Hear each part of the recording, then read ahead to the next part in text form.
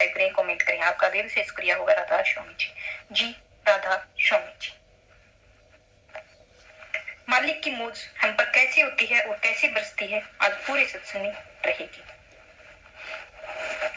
अदृश्य शक्ति ने आपका हाथ थाम लिया है। एक साखी ऐसे युवक की है जो आपकी और मेरी तरह पढ़ा लिखा और आधुनिक सोच वाला था, जिसे इन सब बातों पर यकीन नहीं था। लेकिन एक रात एक खौफनाक की चालू ही शादी, और उसे नहीं पता था कि जिस बस में वह सफर करने वाला है वो मौत का जाल बन चुके हैं। आखिर उस आखिरी फोन में कौन आया जिसने उसे बस से नीचे उतार दिया? वो कौन सी तीन रूहें थी जिनका कर्ज चुकाने के लिए उसे मौत के मुंह से वापस लाया गया?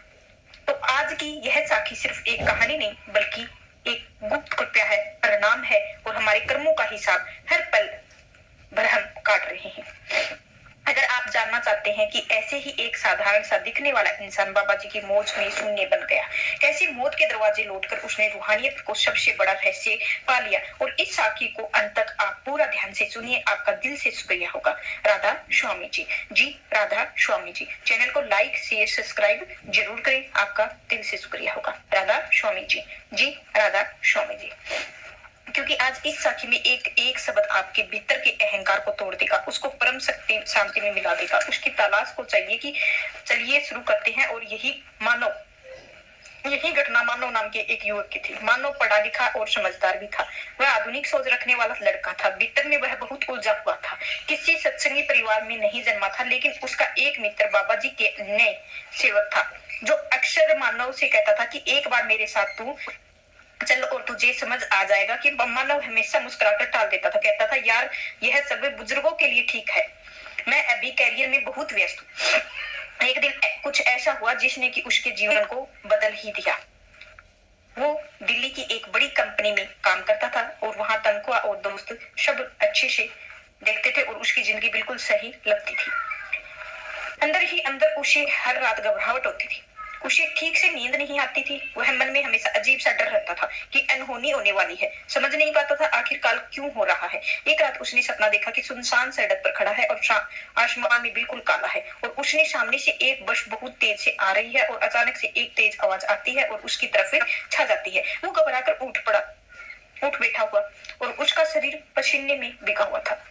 दिल जोर जोर से धड़क रहा था और उसने इसे महज एक बुरा सपना समझकर नजरअंदाज कर दिया।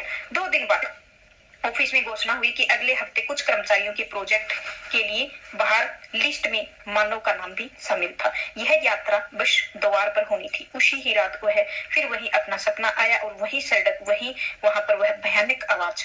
तो अब वो पूरी तरह से बेचैन उठा था। सुबह उसने अपने उसी सत्संग मित्र को फोन किया कि मित्र भाई के शांत स्वर में कहा कि इस रविवार तू एक बार मेरे साथ चल के कुछ मत सोच। मानव ने इस बारे में बिना कोई फर्क दिए हाँ कर दी।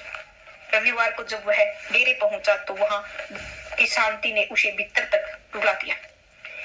लोग सेवा में मगन थे, लेकिन चेहरों में एक अद्भुत संतुष्टि थी। वहां ना तो कोई भागदौड़ थी और ना ही कोई दिखावा था। उसे का मित्र उसे लंगर ले गया और पहली बार थाली उठाई और उसने संगत को रोटी देना शुरू किया। तो सेवा के दौरान एक वृद्ध माता ने उसे रोटी लेते हुए कहा कि बेटा मालिक तुझे सदा सुरक्षित रखे। यह एक साधारण सा आशीर्वाद था, पर ना जाने क्यों मानव के दिल में उतर आया। जब सत्संग शुरू हुआ तो बाबा जी मंच पर आए और मानव ने उन्हें पहली बार देखा तो कोई चमत्कार नहीं, ना ही कोई बिजली गिरी, और उसे महसूस हुआ कि उसके भीतर हलचल धीरे धीरे शांत हो रही है। तो सत्संग के दौरान बाबा जी ने कहा कि हम सोचते हैं कि सब कुछ नियंत्रण करते हैं और कई बार हमें बचा लिया जाता है और हमें पता नहीं चलता है। यह सुनकर मानव के रोंगटे खड़े हो गए। शाम को घर लौटते समय मित्र ने पूछा कि यात्रा पर कब जाना है। मानव ने बताया कि बुधवार सुबह निकलना है। तो मित्र ने कहा कि अगर मन गवाही दे रहा है तो एक दिन और रुक जाना है। मानव हंसकर बोला कि भाई मैं तो इतने भी अंधविश्वासी नहीं हूँ। बुधवार की सुबह वो बस में बैठ गया। बस चल पड़ी, लेकिन उसके दिल में धड़कनें तेज थी। आधे ही रास्ते पहुंचते ही अचानक उसकी माँ का फोन आया। बस में शोर के कारण वह बात नहीं कर पाया, इसीलिए वह चालक से कहकर बस से नीचे उतरकर थोड़ा दूर जाकर बात करने लगा। उसी अक्षर में के पीछे से ब्रेक मारने की एक बहुत तेज आवाज आई। और मानव ने मुड़कर देखा तो उसका होश उड़ गया। बस सड़क से फिसलकर डिवाइडर से टकरा चुकी थी। लोग चीख रहे थे और मानव के हाथ कांपने लगे। वो बस के अंदर नहीं बल्कि बाहर सुरक्षित खड़ा था और उसे तुरंत अपना सपना याद आया। वही सड़क, वही जगह, वही आवाज। उसकी आंखों में आंसू बहने लगे। कुछ दिनों के बाद फिर डेरे में गए, लेकिन इस बार वह केवल देखने नहीं गया, वह समझने आया था। और जब उसे बाबा जी के दर्शन हुए तो उसके मन में एक प्रश्न था कि क्या वास्तव में मुझे बचाया गया है। तो उस दिन सत्संग बाबा जी के शब्द कई बार हम सेवा में, संगत में इसीलिए खींचे चले जाते हैं क्योंकि ऊपर से बुलावा होता है। कुछ हिसाब हमारे पूरे होते हैं और संकट टालने होते हैं। मानो अब समझ गया कि किसी ने डराकर नहीं बल्कि बचाकर अपने पास बुलाया है। धीरे धीरे उसका जीवन बदलने लगा और अपनी नौकरी और दुनियादारी नहीं छोड़ी। बस उसकी सोच तो बदल गई। अब वह रविवार के समय निकालता था और सेवा करता था और नाम जपता था। उसे यह समझ आ गया कि बाबा जी चमत्कार दिखाने नहीं बचाते, बल्कि वो साधारण घटनाओं के पीछे छिपकर हमारी रक्षा जरूर करते हैं। तो साथ संगत जी, इस साखी को सबसे बड़ा रहस्य यही है कि कभी कभी जिसे हमें अपने काम में रुकावट समझते हैं, असल में वह मालिक की सबसे बड़ी कृपा होती है।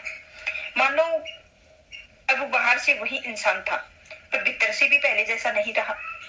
सवाल बार बार उठता था, मगर दिन में बस यही रहता था कि आज मैं जिंदा होता। यह सवाल उसे सोने नहीं देता।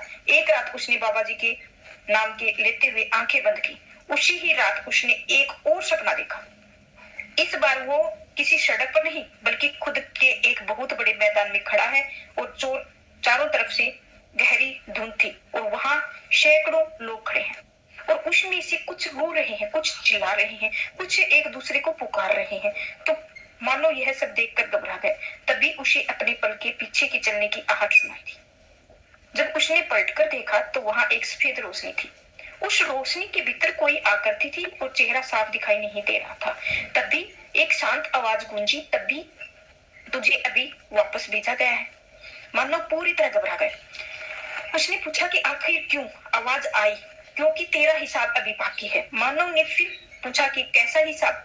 तो कुछ एक्शन मोड रहने के बाद आवाज आई कि तू अपने जीवन में 3 आत्माओं का ऋणी है। उसने पूछा कौन सी आत्माएं? पर तभी उसकी नींद खुल गई।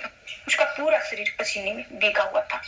अब कहानी एक नया और मोड़ लेती है। अगले दिन ही काम पर वह गया और मन में किसी काम में नहीं लग रहा था। बार बार यही सोच रहा था कि 3 आत्माएं कौन सी होती हैं। शाम को उसने अपने सत्संग मित्र को फोन किया और उसी सारी बात बताई। मित्र ने चुपचाप सुना और बोला कि कभी कभी बाबा जी सपने के जरिए रास्ता दिखाते हैं और वही रास्ता समझाते हैं जो विनम्र।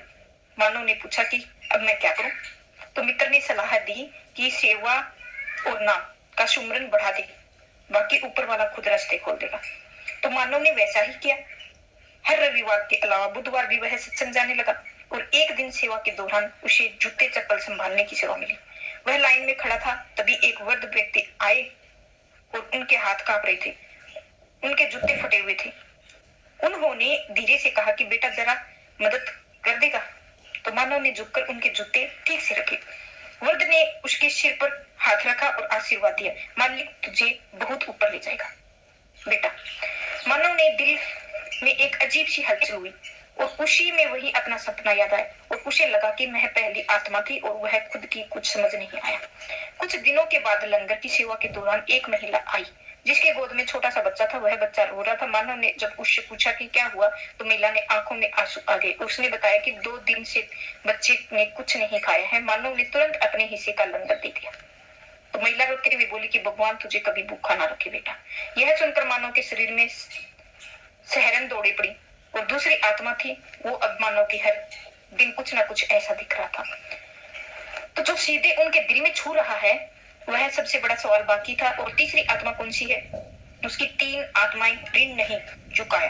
तो उसने साथ क्या होगा यही कि अगला राज खुलेगा। मानव उस देर रात तक सो नहीं पाया। उसके भीतर एक अजीब सी भय और व्याकुलता थी और उससे भी बड़ी उसको जानने की तड़प थी कि आखिर तीसरी आत्मा कौन सी है। बार बार बाबा जी का नाम लेकर आंखें बंद कर धीरे धीरे नींद में आ गया और उसको सपना बिल्कुल अलग आया। खुद को एक बहुत ही पुराने गांव में देख रहा है और जहाँ कच्चे मकान, मिट्टी की गलियां और चारों तरफ एक गहरा सन्नाटा पड़ा है और सपने में ही किसी शरीर में था और वह अपने हाथ को देखे और वह मजबूत खुरदरे थे और एक किसान था जिसके पास थोड़ी सी जमीन थी और वह मन का बहुत लालची भरा हुआ था। एक रात उसने अपने पड़ोसी की फसल चोरी कर ली। वह जानता था कि पड़ोसी बहुत करीब है, उसके बच्चे भूखे रहते हैं, फिर भी वह उसके यह पाप किया। और अगली सुबह जब पड़ोसी का हाथ जोड़कर उस दरवाजे पर आया तो अपने बच्चों के वास्ते उसे फसल लौटाने का गुहार लगानी पड़ी और किसान पर रहम करने की बजाय उसे हंसकर भगा दिया। उसी ही रात उस किसान को तेज बुखार हुआ।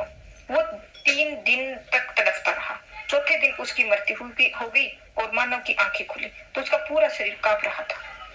तो उसे समझ आ चुका था कि वह लालची किसान कोई और नहीं बल्कि वह स्वयं था। वह गरीब पड़ोसी, वह तीसरी आत्मा थी। मानव फुट फुट कर रो पड़ा। मानव के मन कहने लगा कि बाबा जी पिछले जन्म में कितना गिरा हुआ इंसान था मैं। अगले दिन वह भागता हुआ डेरे में पहुंचा और सेवा के दौरान उसकी नजर एक दुबले पतले और आदमी पर पड़ी और लंगर की लाइन में अपने छोटे 2 बच्चों के साथ खड़ा था और अपने बच्चों के बार बार अपने पिता को और देख रहे थे। और मानव का दिल जोर जोर से धड़कने लगा, क्योंकि उस आदमी की आंखों में वह पीड़ा थी जो उसने अपने सपने में देखी थी। वो बिना सोचे समझे उसके पास गया और अपनी थाली को उन्हें दे दी और दूसरी थाली लाकर और अधिक भोजन रख दिया। वह आदमी घबरा गया कि पूछने लगा, भाई यह सब क्यों कर रहे हो? मानव की आंखों में आंसू गिर पड़े और बस इतना ही बोल पाया कि क्योंकि अब बहुत देर हो चुकी है।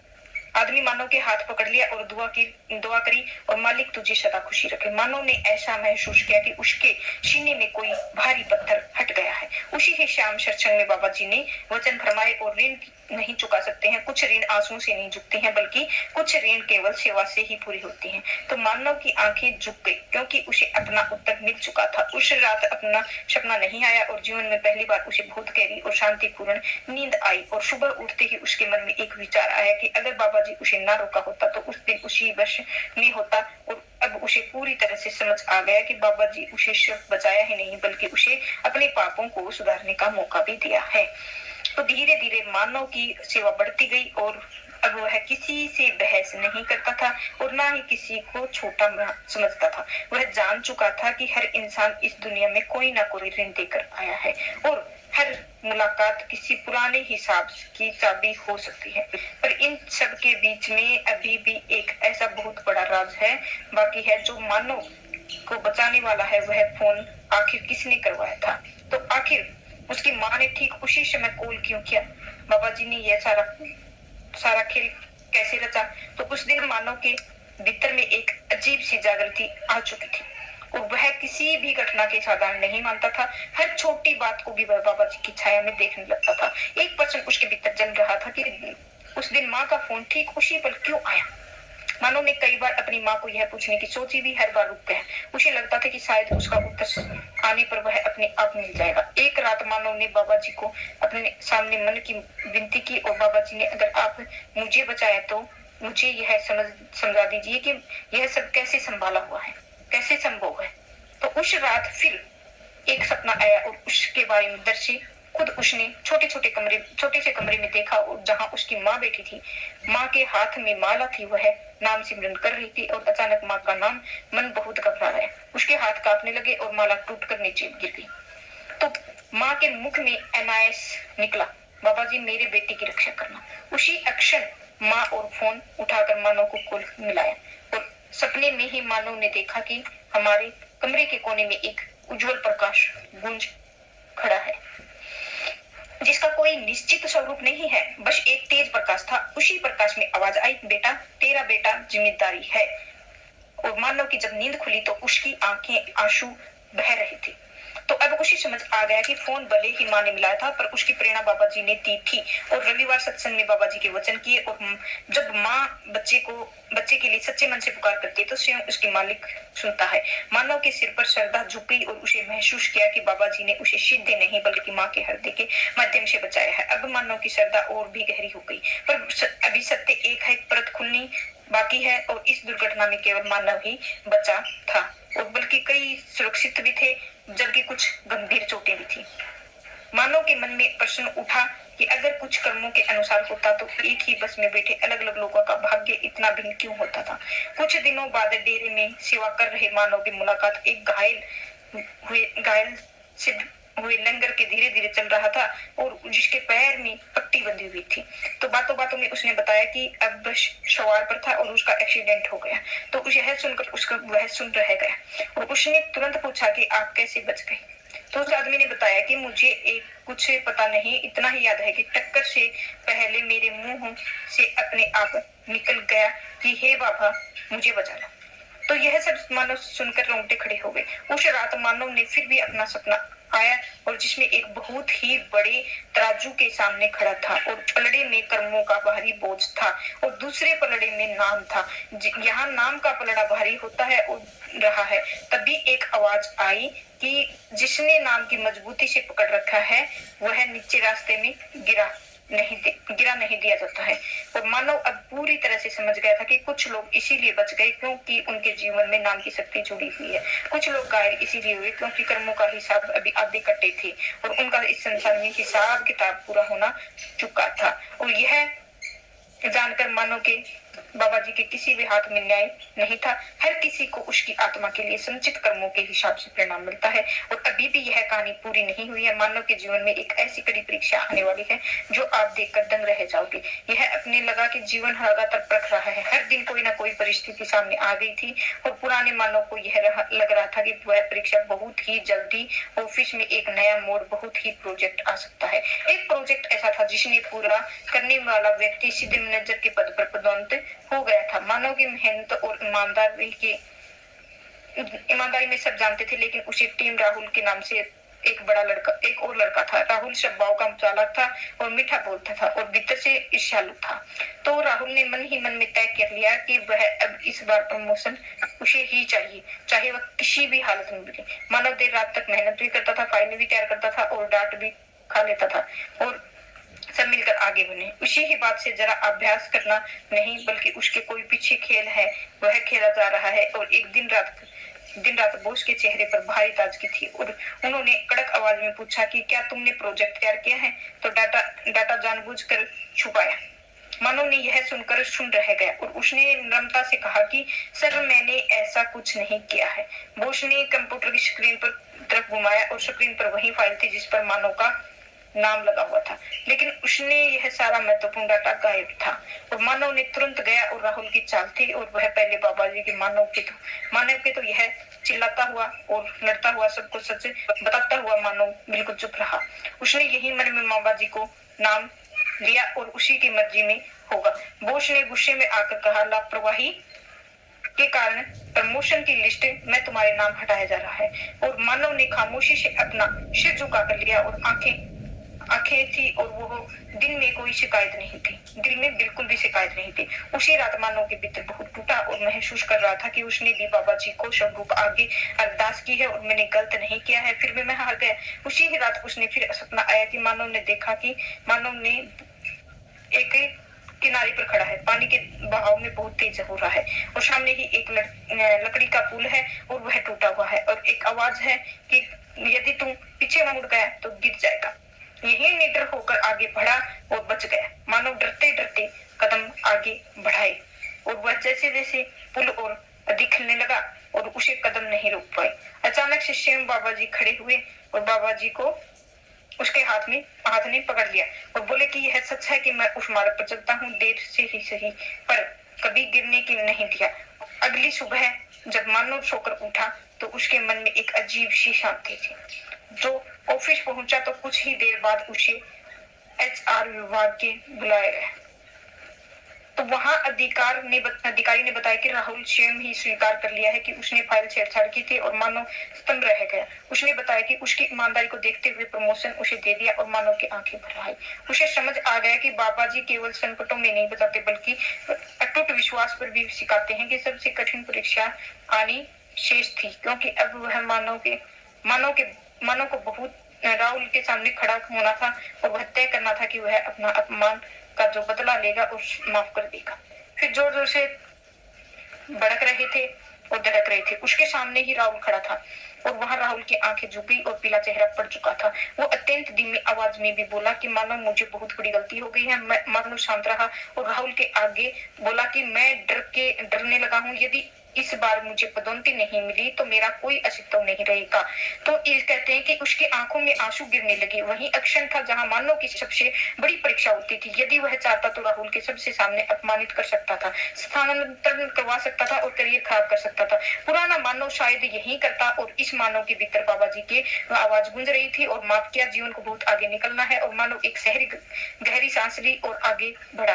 तुम्हें हृदय से माफ किया। और सुनते हुए राहुल फुट फुट कर रोने लगा, मानव के पैरों में गिर गया। उसने कहा कि तुमने सच में पोल खोल दी है। आज रात मानव को फिर एक सपना आया। देखा कि वह एक बहुत ही बड़े दिव्य दरबार में खड़ा है। उसकी तीनों आत्माएं उसके सामने है और वो वृद्ध व्यक्ति है और भूखी मां और वो गरीब किसान है। उन सभी ने पूर्णतः है शांति और संतुष्टि थी। उन्होंने एक साथ मधुर शब्द कहे और तूने हमारा ऋण चुका दिया है। और इतना ही कहने के बाद तीनों एक दिव्य प्रकाश में विलीन हो गए और मानव रोते हुए नींद में उठ गया। उसका हृदय बोझ और मुक्ति हल्का हो चुका था। रविवार के सत्संग में बाबा जी बहुत गहरी बात कर रहे थे और मनुष्य बदलते ही आगे जलता और उसके कर्मों के हिसाब किताब जलकर खत्म हो गए थे। मानव समझ गया कि उसकी अक्षमा आदम से अपने कर्मों की अंतिम बेड़ी है और काट दी है। और महीने के बाद में जीवन एक संकट आया और मां गंभीर रूप से बीमार पड़ गई और डॉक्टरों ने स्पष्ट जवाब दे दिया कि यह इसकी स्थिति नाजुक है। मानव ने पूरी तरह टूट गया था और मां को बैठकर रोने लगा और बाबा जी ने प्रार्थना की और मुझे बस कुछ नहीं दिया, कृपया मेरी माँ की रक्षा की थी।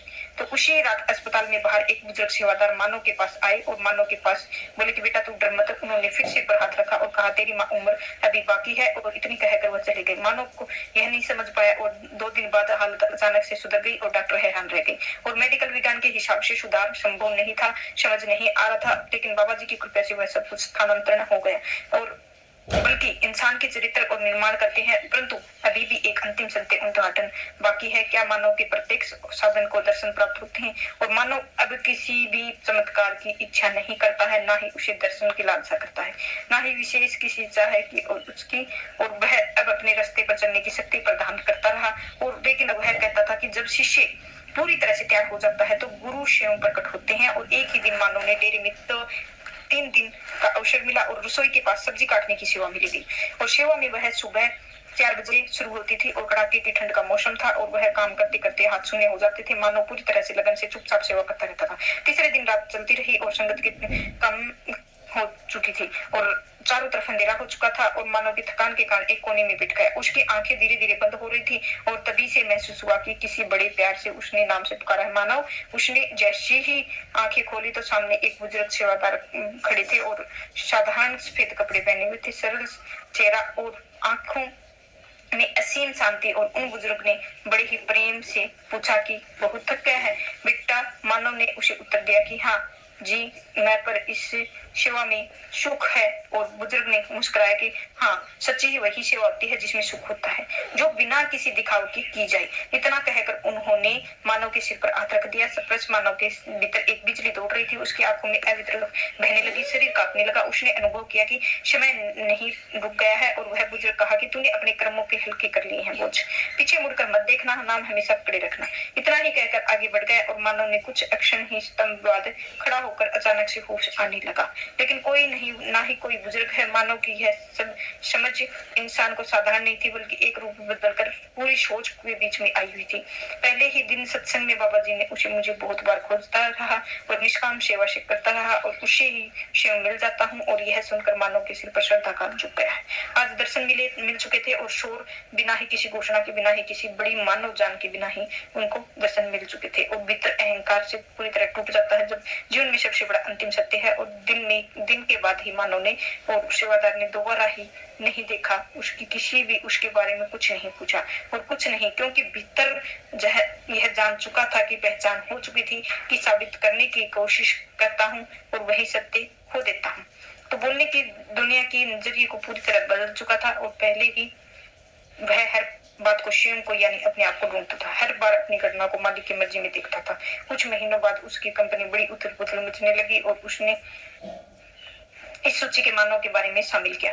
फिर आश्चर्य की बात तो यह है कि मानव डरा नहीं टूटा, शांत भाव से घर में आया और माँ के पास बैठा। माँ ने अब चिंता से पूछा कि क्या हुआ बेटा? तो मानव ने मुस्कुराते हुए दिया कि शायद मैं अब कोई नया रास्ता खोलने वाला हूँ। उसी ही रात उसे फिर से वही सपना आया और वह नदी, वही पुल, ताकि इस बार टूटा हुआ नहीं। सामने से एक गंभीर आवाज आई। उसने जिसे हमें छीनते हैं वो अक्सर तेरे निकास और तेरे लिए छोटे होते हैं और रोकते हुए तेरे लिए खतरनाक होते हैं और उसके पात्र योजना बनाते हैं। तो 2 सप्ताह के बाद उसे एक कंपनी में बुलावा आया। नौकरी पहले वाली से कहीं बेहतर थी। तनख्वाह ज्यादा थी। सबसे बड़ी बात तो यह थी कि काम के साथ सेवा करने का पर्याप्त समय मिल रहा था। समझ रहा था कि नौकरी छीनी नहीं बल्कि बदला दिया गया है। बेहतर हो गया है और अकेला बैठकर जीवन अपनी कड़ियों में जोड़ रहा था। बस हादसा 3 आत्माओं का ऋण था और वह साफ हो गया था। तो आज का सत्संग इधर ही समाप्त होता है। राधा स्वामी जी, आपको कितना पसंद आया जरूर बताएं और चैनल को लाइक शेयर सब्सक्राइब जरूर करें। आपका दिल से शुक्रिया होगा। राधा स्वामी जी।